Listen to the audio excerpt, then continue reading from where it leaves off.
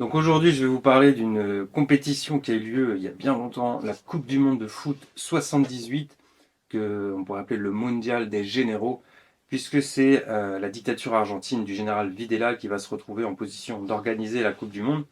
Et on a énormément de développement, que ce soit à la fois sur les à côté et sur le plan du sportif, qui vont être extrêmement dérangeants quand on regarde ça avec un peu de recul.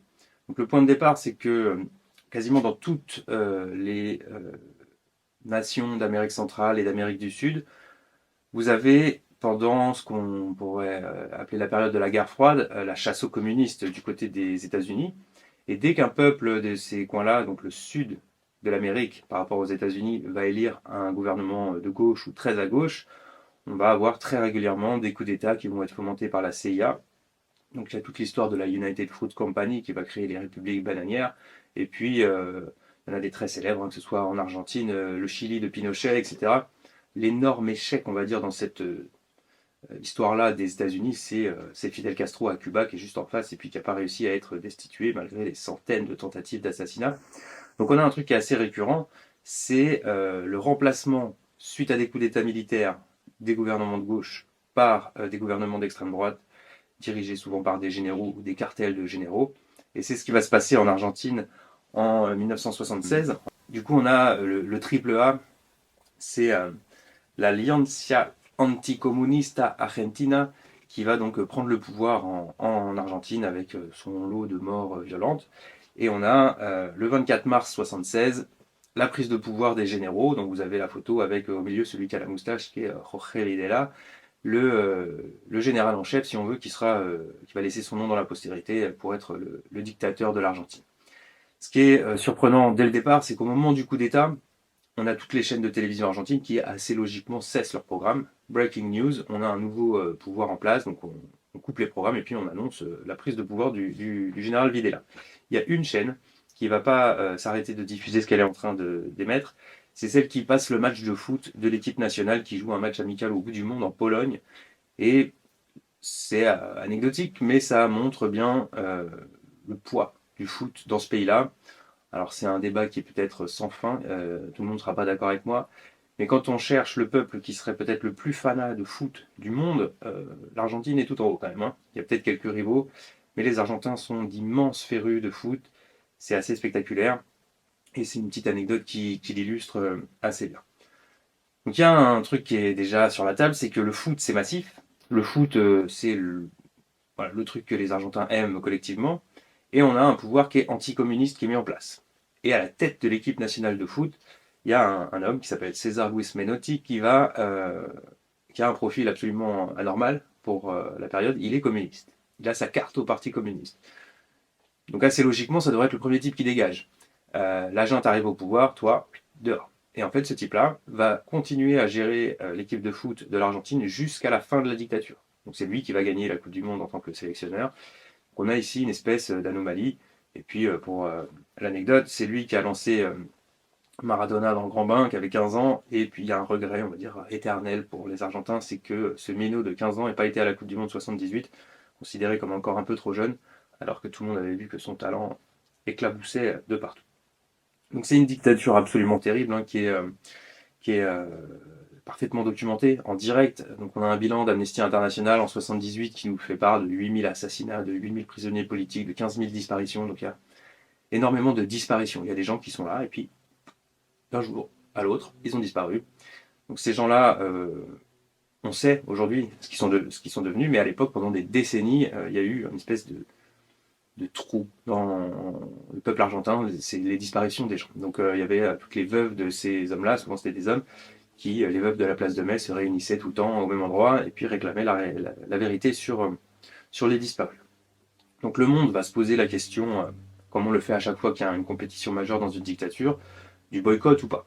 Donc, il y a, voilà, la documentation est extrêmement claire sur les escadrons de la mort, sur les chupaderos, c'est les espèces de ranchs, les cow-boys argentins où les gens sont torturés, donc on sait quasiment tout. Il y a aussi l'histoire des bébés volés, qui est pour le coup assez propre à la dictature argentine, qui est assez terrifiante. On a un pouvoir en place qui a volé des enfants à des familles de gauche pour les offrir, si on veut, à des familles proches du régime qui ne pouvaient pas avoir d'enfants. Donc il y a des centaines de bébés volés. c'est des gens qui sont nés jusqu'en 83, qui ont quasiment mon âge. C'est pas si loin que ça dans le passé. Et on a en gros la reconstruction des vies de ces gens-là, de retrouver leurs parents biologiques, de faire un peu le procès de leurs parents d'appropriation, qui va être un peu reconstruire ces familles-là, ça va être un peu reconstruire l'Argentine tout entière. Il y a un côté dramatique dans ces quelques vies qui sont brisées complètement. Donc on va avoir un peu partout en Occident des campagnes de boycott massives, des manifestations dans les rues, des intellectuels qui vont prendre la parole publiquement pour inciter l'équipe de France pour le coup à pas y aller.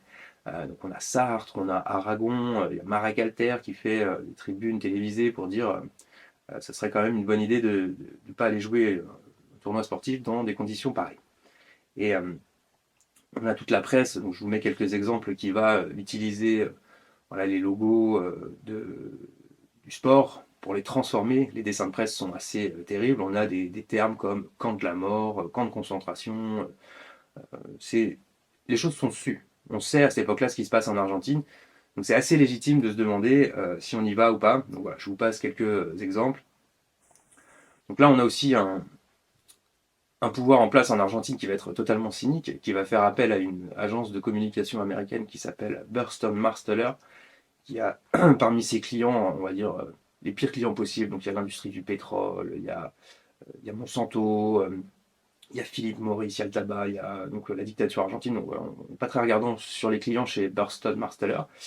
Et ils vont sortir de ce deal avec cette agence avec un slogan Los argentinos somos derechos y humanos. Donc les Argentins sont droits et humains. Donc on prend les concepts des droits de l'homme, on en fait un espèce de slogan à la va-vite et on essaye de se racheter une image comme ça à coup de millions de dollars. C'est un peu pathétique, mais le régime argentin a été jusque-là. Du côté français, on va avoir un vote à l'Assemblée nationale qui va être mené pour savoir si on boycotte ou pas. Donc ça allait quand même assez loin, mais personne ne va voter le boycott. Donc on est un peu avant 78, donc c'est Giscard qui est au pouvoir, le centre droit, la droite vend des armes à l'Argentine, donc c'est un partenaire commercial, la droite vote de ne pas boycotter. Plus à gauche, on a le PS qui, lui, va suivre l'opinion publique, qui demande à ce que la France joue la Coupe du Monde, donc le PS va se ranger à l'opinion publique et ne va pas boycotter non plus. Et puis tout à gauche de l'échiquier politique, on a les communistes, qui sont donc les ennemis jurés du régime argentin, qui sont totalement légitimes à dire il ne faut pas aller jouer dans ce pays-là, puisque eux sont, ou leurs frères communistes, les victimes du régime. Sauf qu'eux, ils sont dans une stratégie de, on va dire, de moyen terme. Les communistes se disent, puisque nous, communistes, on organise les Jeux Olympiques à Moscou en 1980, donc 2 ans après, si nous, on commence à boycotter des trucs, on va se prendre un énorme retour de bâton à Moscou, personne ne va venir. Donc, des espèces de stratégies comme ça, à court-termiste, on ne boycotte pas non plus. Et puis, il y aura un énorme boycott massif des Jeux de Moscou quand même. Donc l'Assemblée nationale française, quasiment dans son ensemble, vote le fait d'aller jouer la Coupe du Monde. Alors il y a des gens qui sont particulièrement concernés par ce choix, c'est les joueurs de l'équipe de France de foot. Donc ils sont pour la plupart sur la ligne qui est assez logique, qui est de dire nous sommes des sportifs, ça nous dépasse, c'est pas des sujets sur lesquels on a un avis intéressant, nous on fait comme on nous a dit. Voilà, c'est pas à nous de choisir le lieu de la Coupe du Monde. Il y a quelques voix qui s'élèvent, il y a Jean-Marc Guillou, il y a Dominique Rocheteau qui vont avoir quelques phrases comme ça sur le fait que ça les gêne un peu quand même d'aller jouer. On a en général 1 ou 2 ou 0 par sélection occidentale, joueurs qui vont dire effectivement ça me dérange un peu d'aller jouer dans des conditions pareilles. Et puis dans cette équipe-là, cette sélection française, il y en a un qui n'est pas encore la superstar qui va devenir, mais qui est un peu plus connu que les autres, et c'est Michel Platini. Donc Michel Platini, il n'a pas encore ses ballons d'or, il n'est pas encore à la Juve, il est encore à Nancy, si je ne dis pas de bêtises. Et on a là un petit extrait d'interview où on lui demande, avec des décennies de recul, comment il a vécu cette Coupe du Monde 78. Alors, vous avez joué 3 Coupes du Monde avec les Bleus. La première, c'est celle en Argentine, c'est celle de la découverte. Oui. Il faut se replacer à cette époque-là. Je veux dire, 78 Argentine, on se faisait une joie d'y aller. Et puis après, il y a eu des problèmes politiques en Argentine. J'ai dû faire des interviews avec Simone Signoret, Yves Montand, qui étaient contre ce qu'on aille à la Coupe du Monde en Argentine. Il y a eu le soi-disant enlèvement de Michel Hidalgo. On a vécu des moments un peu perturbés, alors que tu as 20 ans, tu te fais une joie d'aller à la Coupe du Monde, tu te bats avec ton pays, avec ton équipe de France pour aller à la Coupe du Monde. Puis on nous met dans un système médiatique, politique. Bon, voilà, c'était un peu lourd. C'était un peu lourd. Donc, il y a un truc qui est assez surprenant dans le petit extrait avec Michel Platini, c'est il parle du soi-disant enlèvement de Michel Hidalgo. Donc Michel Hidalgo, c'est l'équivalent de Didier Deschamps à l'époque, c'est le sélectionneur de l'équipe nationale. Et donc la veille du départ de l'équipe de France pour l'Argentine, il va se faire braquer par des mecs avec des flingues qui vont arrêter au niveau de sa voiture, le faire sortir de sa voiture, lui mettre le flingue sur la tempe et l'emmener un peu plus loin comme ça, sans trop expliquer les raisons de leur geste. Donc c'était avec sa femme en voiture, etc. Donc un truc assez traumatisant. Et ce qui est complètement fou, c'est qu'il va réussir à s'en sortir. Et le soir même, il est interviewé au journal de TF1 de 20h, présenté déjà par Jean-Pierre Pernaut. Donc je vous mets l'extrait, je ne mets pas tout parce que c'est un peu long, mais on a une veille du départ chaotique. Hiver, il y a l'incroyable tentative d'enlèvement contre l'entraîneur de l'équipe de France de football, Michel Hidalgo. Alors qu'il se dirigeait en voiture vers Bordeaux ce matin, il a été agressé par 2 inconnus. Hidalgo a pu les désarmer. Écoutez-le raconter ce qui s'est passé à Maurice Olivary. Mais on m'a demandé de descendre et de suivre quelqu'un qui me menaçait avec un pistolet, de le suivre jusqu'au petit bois qui se trouvait à 50 mètres là. J'ai réagi au bout d'une quinzaine ou vingtaine de mètres parce que il y avait ce revolver dans le dos et je pensais que c'était quand même qu'il me restait que peu de temps à vivre. Et comme dans tout réflexe, j'ai essayé j'ai attrapé le canon du revolver et j'ai réussi à le reprendre. Il est tombé par terre, je l'ai repris avant lui et quand il a vu ça, il s'est sauvé. Voilà, et le départ aura bien lieu demain pour l'Argentine. En tout cas, dans un coup de téléphone anonyme, un correspondant a revendiqué cette agression effectuée selon lui, je cite ce communiqué anonyme, pour attirer l'attention sur l'hypocrite complicité de la France qui fournit du matériel militaire à l'Argentine. Donc le départ pour l'Argentine va se faire quand même, avec Michel Hidalgo qui décide finalement que voilà, le sport reprend ses droits, qu'il ne va pas se laisser abattre par cet épisode, on va dire, étrange. Et il y a clairement quelque chose qui est à noter, c'est le soutien américain au général Videla qui est actif. C'est-à-dire qu'on a Henry Kissinger, qui est un prix Nobel de la paix en 1973, qui est pourtant quelqu'un qui a, on va dire, ce serait sujet à la diffamation sûrement, mais on va le dire quand même, beaucoup de sang sur les mains, à mon avis. Je vais mettre du conditionnel, hein, on ne sait jamais. Mais c'est quelqu'un qui est dans tous les sales coups de la période du point de vue des pouvoirs américains, plusieurs gouvernements successifs. Et on a des photos de Kissinger qui est avec Videla pendant la Coupe du Monde, donc ils sont ensemble.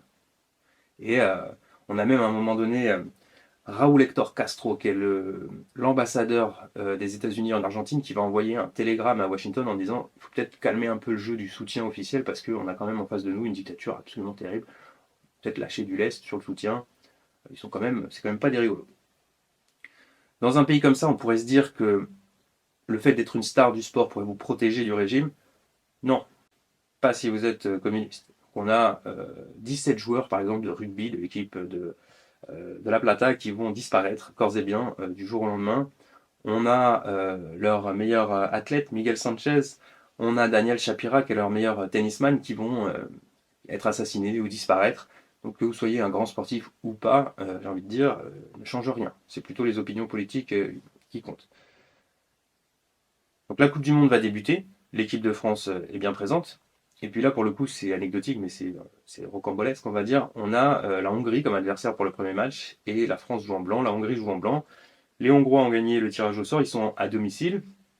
Donc la France doit changer de maillot. Et la France n'a pas emmené de deuxième jeu de maillot, comme on le fait maintenant traditionnellement. Et donc on se retrouve dans la panade parce qu'on n'a pas de maillot pour jouer ce premier match de la Coupe du Monde 78. Donc on a un gars du staff de l'équipe de France qui va prendre sa voiture, et on est à Mar del Plata, et va devoir trouver un jeu de maillot. Donc il va faire le tour comme ça du bled où il est, et il va trouver l'Atlético Kimberley qui va prêter un jeu de maillot à l'équipe de France, rayé vert et blanc. Et donc les Français ont joué ce match de Coupe du Monde en bleu, blanc, rouge et vert pour la seule fois de leur histoire. Je vous mets un petit extrait de ce match, mais c'est juste parce que vous allez essayer de comprendre ce qui, sur les poteaux de but, est surprenant. Donc je vous laisse, voilà. Donc c'est le but de Lopez. Et je vais mettre pause ici. Qu'est-ce qu'on a sur les buts? On a une petite bande noire au pied des poteaux. Donc je vous mets ici des images. Donc il y a en haut la finale de la Coupe du Monde. Et puis un autre match anonyme. Mais sur tous les terrains de cette Coupe du Monde, on a peint des bandes noires sur les poteaux de but. Donc on a, pendant longtemps, ce truc est resté totalement anonyme. Et puis on a, je crois que c'est SoFoot, le journal français, qui a interviewé dans les années 2000 un des jardiniers de la Coupe du Monde, un des responsables de la gestion des stades, qui a expliqué qu'en gros, c'était un peu un brassard noir qu'on met en cas de deuil, en général dans le sport, ici. En expliquant que tous les Argentins avaient à cette époque-là quelqu'un qui était mort, qui était torturé dans leur famille, même les joueurs de l'équipe nationale, que du coup tous auraient dû porter un brassard noir, mais que personne n'a pu le faire du fait du régime en place, et que du coup ce brassard noir, ils l'ont peint sur les poteaux. Donc c'est anecdotique, ça n'a absolument pas fait vaciller le régime du tout, c'est même resté inconnu pendant longtemps, l'explication de ce détail étrange. Mais voilà, pour le symbole, ça méritait d'être souligné. Là, on arrive aux sportifs, et c'est une Coupe du Monde qui est particulière d'un point de vue de l'organisation des matchs, puisqu'on a une première poule de 4, comme dans toutes les Coupes du Monde. Quand vous sortez dans les 2 premiers de cette poule de 4, vous arrivez dans une deuxième poule de 4, en sport de mini-championnat, un match contre chaque équipe, et celui qui va gagner cette deuxième poule de 4, donc terminer premier, va aller directement en finale. Et un truc qu'on fait maintenant systématiquement pour éviter tout arrangement, c'est quand il y a un dernier match à jouer, tout le monde joue en même temps, à la même heure, comme ça on ne peut pas s'arranger en sachant le résultat de l'adversaire et en sachant quel score on doit faire avant son propre match. C'est pas le cas à l'époque. Donc le Brésil va jouer et l'Argentine va jouer après. Et donc on a un Argentine-Pérou décisif pour aller en finale de Coupe du Monde à domicile pour les Argentins, mais on doit battre le Pérou au moins 4-0. 4, 5, 6, au moins 4-0. Sachant que le Pérou, c'est une des grandes équipes de l'époque, ils viennent de gagner la Copa América, c'est peut-être la meilleure génération péruvienne qu'on ait jamais vue. Et alors là, on va devoir faire un petit pas de côté pour expliquer l'opération Condor. Donc l'opération Condor, c'est un phénomène qui s'est mis en place dans l'Amérique centrale et l'Amérique du Sud de ces années-là, en gros avec en sous-marin les États-Unis aux commandes, qui va être l'idée de s'échanger des assassinats d'opposants entre dictatures amies. Donc imaginons que vous êtes un opposant communiste argentin et que vous voulez fuir votre pays parce que vous n'êtes pas safe dans votre pays et que vous allez au Chili de Pinochet et vous allez vous retrouver assassiné par le régime chilien au nom de l'alliance entre les dictatures de la région. Donc en gros, si vous êtes un opposant gauchiste dans cette période-là, sur ce continent-là, vous êtes safe nulle part puisque toutes les dictatures qui sont très nombreuses s'associent et en gros, il faut bouger en Europe pour être safe. Donc là, on a l'opération Condor qui va se mettre en place, je pense peut-être pour la seule fois, alors je ne sais pas si je sais pas toutes les sources, mais pour un événement sportif. On va échanger un score de match contre des vies humaines. Donc il y a tout ça est tout à fait documenté, tous les documents sont sur la table, j'invente rien. Mais on va avoir 13 opposants péruviens en Argentine dont la vie va être échangée contre un match perdu au moins 4-0. Donc ce qui est assez surprenant, c'est que on sait que ce match a été truqué, en plus contre des assassinats, ce qui est peut-être le match truqué le plus scandaleux de tous les temps pour le coup. Mais quand on regarde les images, ça saute pas aux yeux pour autant.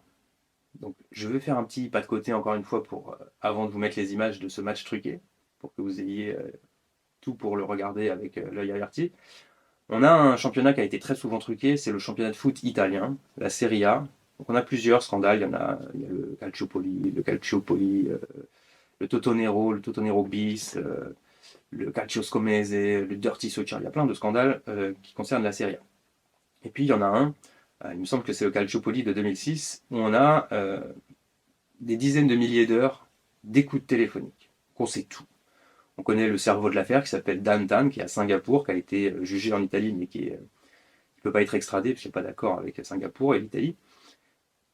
Et donc on a à un moment donné les conversations des gens qui se racontent les matchs avant qu'ils aient lieu, en disant à telle minute il y aura le 1-0, à telle minute il y aura le 1 partout, à telle minute il y aura le 2-1 but de la victoire. Donc on peut quasiment dire que la Serie A c'est du théâtre, scénarisé à la minute près, parce qu'après quand on voit les matchs, ça se déroule comme prévu.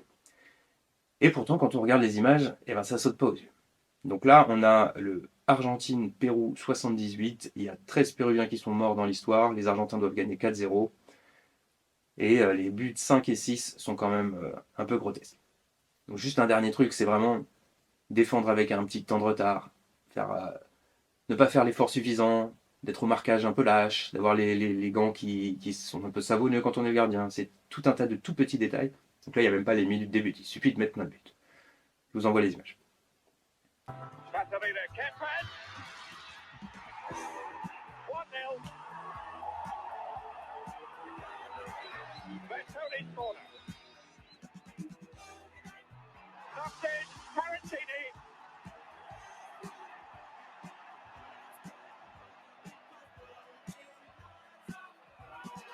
Kempes, 3-0.